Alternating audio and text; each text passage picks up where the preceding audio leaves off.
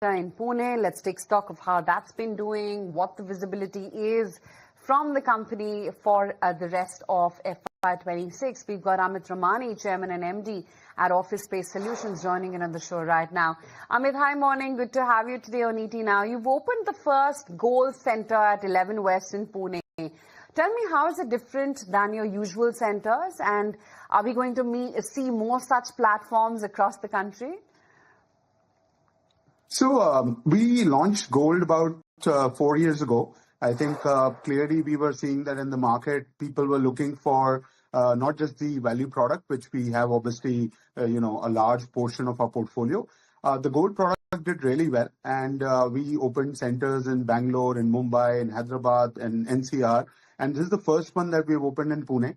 Clearly, we see this as an opportunity to, address some of the premium clients that are coming. Pune, being a very, very, progressive city, has seen a great demand in terms of co-working flex space requirements. And this Gold Center clearly helps address that requirement there. As far as the Gold strategy goes, we will continue to expand. We also launched Elite about a year back. Today, we have 5 of those centers that are there. And clearly, I think this is addressing some of the more multinational and global capability center demand that is being generated today in India. And at 28,000 plus square feet, how do you see Gold Centers contributing to your premium positioning and your overall occupancy levels?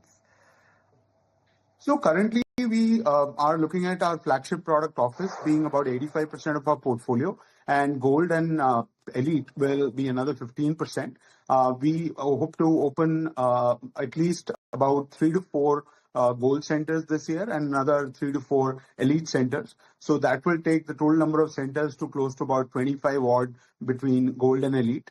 And then overall, our portfolio is roughly about 250 centers that we are looking to add this year, with about 175,000 seats going up from 135,000 that we ended FY25 at. Quite optimistic about 30% revenue growth in FY26 and the new seat addition as well the last time we spoke. Help us understand what would be the key triggers that will actually lead up to you to these numbers. What are the tailwinds which are currently working in favor for you? So if you look at the overall sector, almost 80 million square feet was commercial real estate, of which roughly about 17 odd million was flex, almost 20% of the overall ad last year.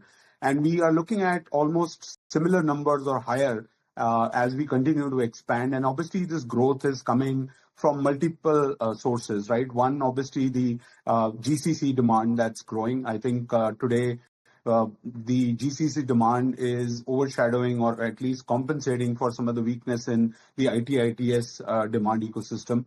Clearly, India stack, I think Indian facing IT is doing really well. And I think as India growth story continues, I think that will continue to have the demand for the commercial real estate and in turn for the flex space.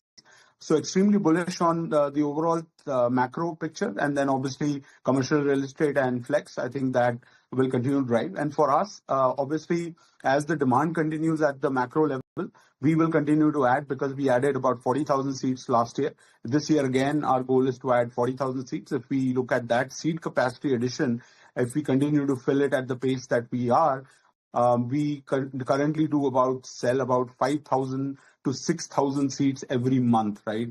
And that will obviously drive the revenue as we continue to add seats.